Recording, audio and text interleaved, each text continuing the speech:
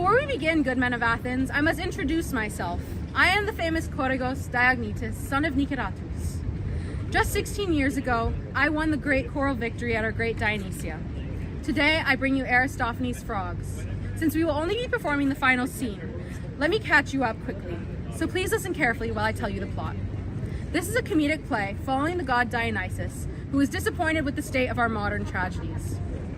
He decides to travel to the underworld to bring back the playwright Euripides from the dead.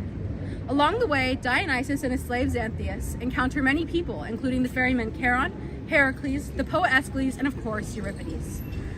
That is where we will begin today, at Pluto's house, where Aeschylus and Euripides have just engaged in a contest that will decide who will occupy the seat of the best tragic poet. Be well.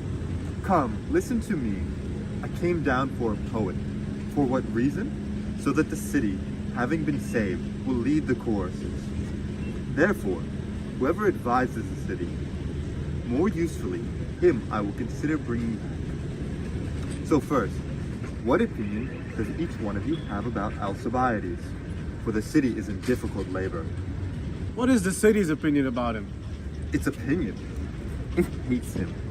It desires him and wants to have him. But tell me, what you think about him. I hate the citizen who appears slow to help his country, but is quick to cause great harm, and profitable to himself, but useless to the city.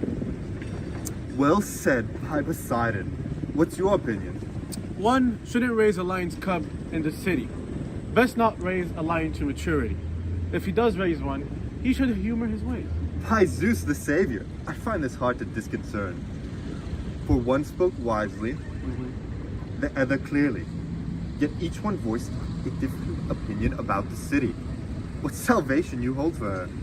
If someone should wing Cleocritus with Nicias, the breeze would lift him over the flat expanse of the sea. It would appear amusing, but doesn't make any sense. If they fought at sea and had vinegar cruets, they would sprinkle it in the eyes of their enemies. Tell me. When we now believe the false to be true and the real things to be false. What? I don't understand. Say it in any way less erudite and more clearly. If we rely on those citizens now, those whom we mistrusted, and use those whom we do not use now, Then we might be saved. if we are unfortunate in this now, how could we not be saved by doing the opposite? Well done, Palamedes, you wisest creature. Did you discover this yourself, or was it Cephisophon?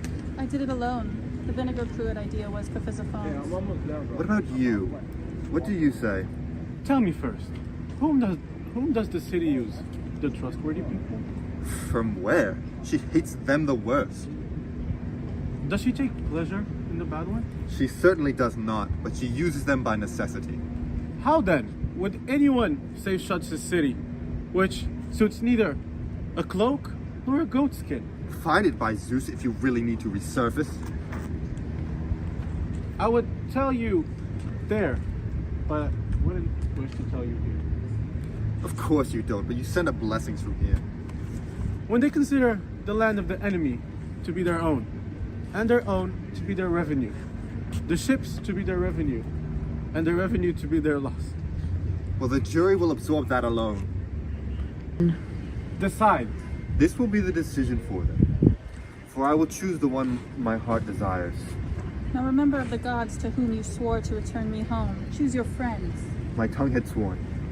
I choose Aeschylus. What have you done? You most despicable of all men. Me? I have chosen Aeschylus as the victor. Why shouldn't I? How can you look at me after doing the most shameless deed?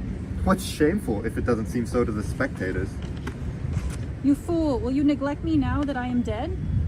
Who knows if living is dying, breathing is feasting, and sleeping is a fleece blanket. Go on now inside, Dionysus, Why? so we can entertain you before you sail off.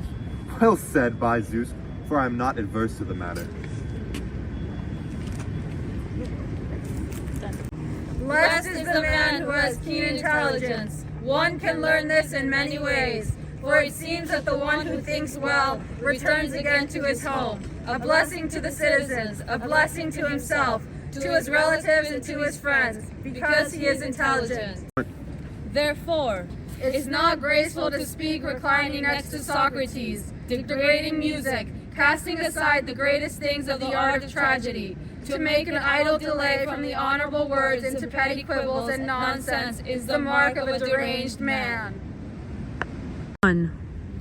Go on, Aeschylus. Farewell, and save our city. With your good ideas, and educate the uneducated. There are many of them.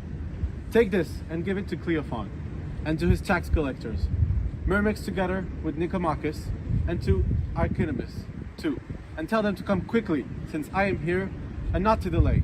If they do not come quickly, by Apollo I will brand them, and bite them along with Adamantus, son of Leocophus, and quickly send them underground. I will do these things, and give my throne to Sophocles, to watch over and maintain. If I ever come back here, for I consider him second to me in wisdom, remember that that man is villainous and a liar, a beggar, and you must never come near my throne, or even touch it accidentally. Now, show us the sacred torches, while you send him off, singing him praises with his own songs and melodies.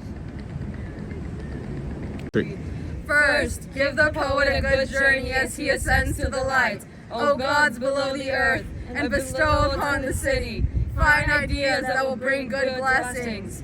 For that way we might end our sorrows and painful clashes with weapons. Let Cleophon fight, and any others who wish to fight on their own native land.